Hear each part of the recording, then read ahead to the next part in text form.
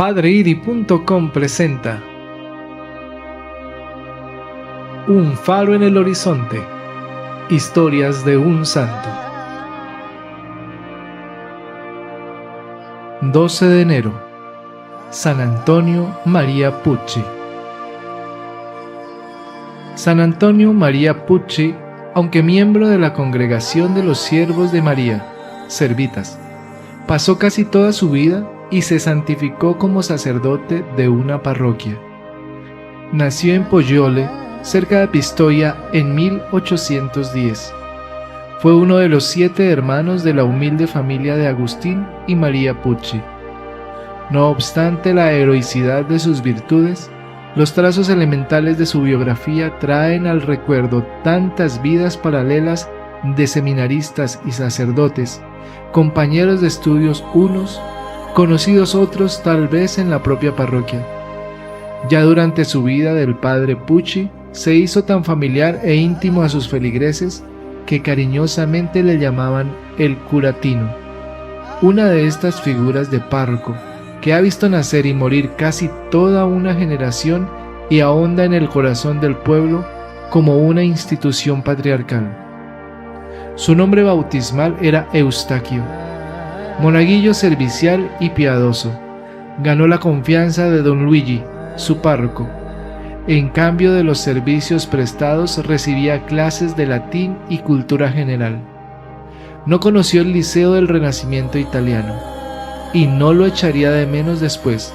Su vida sacerdotal transcurrió ajena a la lucha de políticas y de culturas, y eso que su tiempo fue el de la unidad italiana y en parte pertenecía al de la Kulturkampf. En último término, su padre no pretendía hacer de Eustaquio más que un buen labrador y se opuso cuando el párroco de Poggiola fue a hablarle de que Eustaquio, joven ya de 18 años, aspiraba a hacerse cura. Considerando su piedad mariana, don Luigi le había propuesto ingresar en la Orden de los Siervos de la Madre de Dios de Florencia, con quienes cultivaba una sincera amistad y estima. Al fin, el hombre del arado y de la esteva cedió al hombre de la iglesia y consintió. El padre de Eustaquio no era de los peores parroquianos de don Luigi, y los curas se hacen respetar mucho también en Italia, hoy todavía, entre las buenas familias de las parroquias rurales. Conseguido el permiso paterno, Eustaquio ingresaba el 10 de julio de 1837 en el convento de la Anunciación. La primera etapa de su vida aldeana se cierra con un certificado protocolario de buena conducta, presentado por el párroco al superior de Florencia. Habría hecho tantos otros para sus feligreses, y sin embargo, aquel del hijo de la familia Pucci sería un eslabón más del proceso de canonización de un santo. Su inclinación al sacerdocio, observada por don Luigi y algunos de sus familiares que le habían visto jugar a decir misa, se convirtió en realidad. Eustaquio, ahora fray Antonio María, fue ordenado sacerdote el 24 de septiembre de 1843. Fue destinado a ejercer su ministerio en Viareggio, pequeña ciudad junto al Tirreno, hoy famosa playa internacional. 3 años de coadjutor y después siempre párroco de San Andrés. Sus feligreses eran casi todos pescadores, que se fueron encariñando poco a poco con el párroco de pequeña estatura y ojos serenos.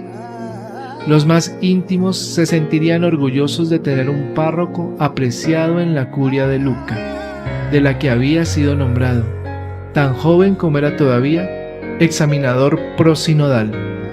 Los primeros años de actividad pastoral no le habían impedido preparar el examen de maestro en Sagrada Teología, título que concedía el capítulo de la orden.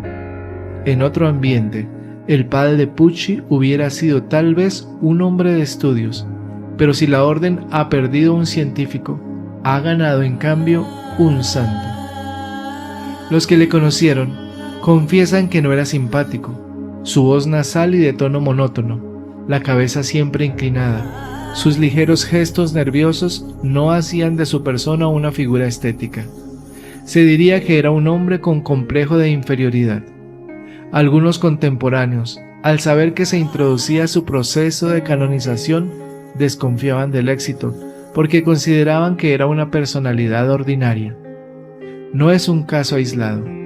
También el alcalde de Viarello, de aquella época liberal, respondía al superior de San Andrés que solicitaba la dedicación de una calle en recuerdo del padre Pucci, minimizando su actuación y justificando su negativa. Al fin y al cabo, es un cura que no ha hecho más que cumplir con su deber. Es bella esta heroicidad humilde de un párroco que cumple durante 45 años con su deber.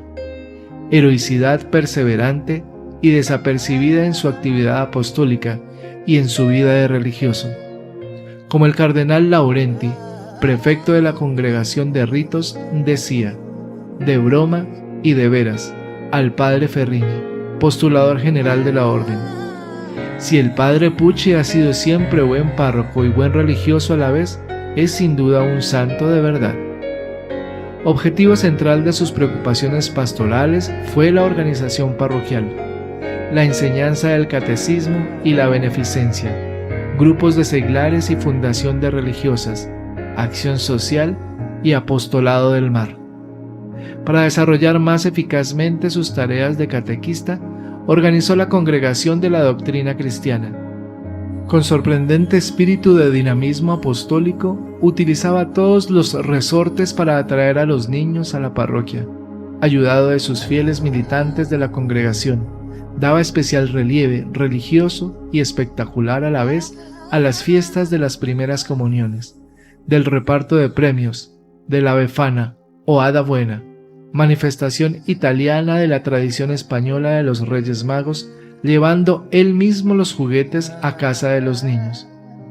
Con una concepción orgánica de las obras parroquiales, instituyó para la formación integral de los jóvenes y en función también de la enseñanza del catecismo, la Compañía de San Luis. Sin conocerse, el padre Pucci realizaba con los jóvenes una labor paralela a la que contemporáneamente San Juan Bosco lleva a cabo en Turín. Humano y perspicaz psicólogo, no olvidaba prescribir a sus muchachos en el reglamento de la asociación que buscaran un buen amigo y huyeran de los tristes. Posteriormente, esta asociación fue la base en Viarello de uno de los primeros centros interparroquiales de la Acción Católica, promovida poco después de la muerte del padre Pucci con las directrices pontificias.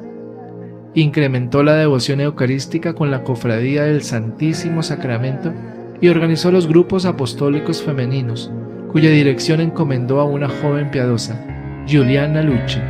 Más tarde, con otro grupo de jóvenes de la parroquia, ingresó en las Siervas de María de Viarello, cuya fundación se atribuye al Beato Pucci, león de la libertad italiana. Contra tal previsión ilusionada, la unidad de Italia, sin intervención pontificia, fue proclamada por Cavour en Turín en 1861. En 1870, las tropas italianas eran saludadas en Roma como libertadoras y Pío IX se refugiaba en el Vaticano. Cairoli, Crispi, Sanardelli, De Pretis son nombres de notables republicanos antipontificios, conmemorados ahora como gloria nacional en las calles de la que en otros tiempos fue la Roma papal. Cavour resumía su ideología política en pocas palabras: la Iglesia libre en estado libre. El espíritu laico tomó auge en Italia después de la constitución del reino. En 1873 era abolida la facultad de teología de las universidades y suprimida la enseñanza religiosa en las escuelas. El ambiente cargado de incertidumbre religiosa se hacía sentir también en Viarello. Para el párroco de San Andrés, la situación ofrecía un aspecto eminentemente pastoral. Frente al problema de la descristianización pública que se planteaba en Viarello, cuyas autoridades civiles eran todas republicanas y hacían profesión de incredulidad, el curatino pensó en una asociación de hombres católicos. Así organizó la Pía Unión de los Hijos de San José para mantener incólume la fe católica en la familia y en la sociedad cristiana. Podría pensarse con motivo que el párroco de Viarello habría sido criticado de hacer política, sobre todo cuando los biógrafos aseguran que defendía con todas las armas de la ciencia y de la historia los sacrosantos derechos de la Iglesia, incluido el poder temporal de los papas. Pero el curatino no fue tildado de clericalismo político, campaña preferida de los grupos de oposición desde que en Italia comenzó a desarrollarse la democracia cristiana.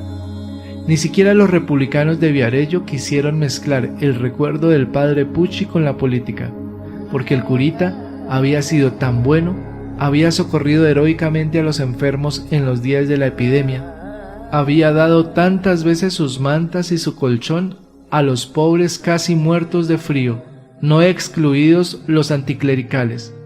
Había instituido para la beneficencia la Cofradía de la Misericordia y la Conferencia de San Vicente. Su vida había sido una cadena de heroica caridad.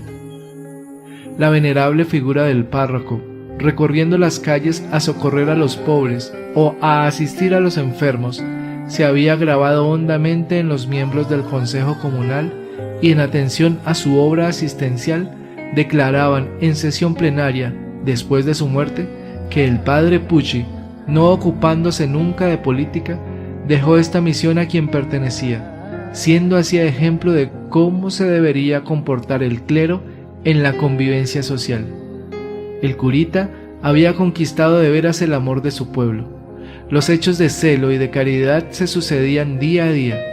De sus obras asistenciales merece destacarse la Colonia Marina, que organizó para hijos de obreros, la primera en Italia, superando así con su acción su ideología social, enmarcada en el paternalismo, propio de la época y paralela al título que el pueblo le dio de Padre de los Pobres. Su temple de santo se acendraba en la vida religiosa. Elegido superior de la Casa de Viarello en 1859, fue reelegido, contra toda costumbre, continuamente, llegando a ser en 1883 superior provincial en toda la Toscana. Pero su personalidad de párroco modelo absorbe la de religioso observante. San Antonio Pucci murió el 12 de enero de 1892, a los 73 años de edad. Su muerte causó gran consternación en Viarello. Su tumba fue honrada por Dios con algunas curaciones. Fue beatificado 60 años después de su muerte por Pío XII, en 1952, y canonizado el 9 de diciembre de 1962 por Juan XXIII. Gloria al Padre, y al Hijo, y al Espíritu Santo, como era en el principio, ahora y siempre, por los siglos de los siglos. Amén. Señor nos bendiga, nos guarde de todo mal y nos lleve a la eternidad. Amén. Feliz y bendecido día. La Virgen me los acompañe hoy y siempre.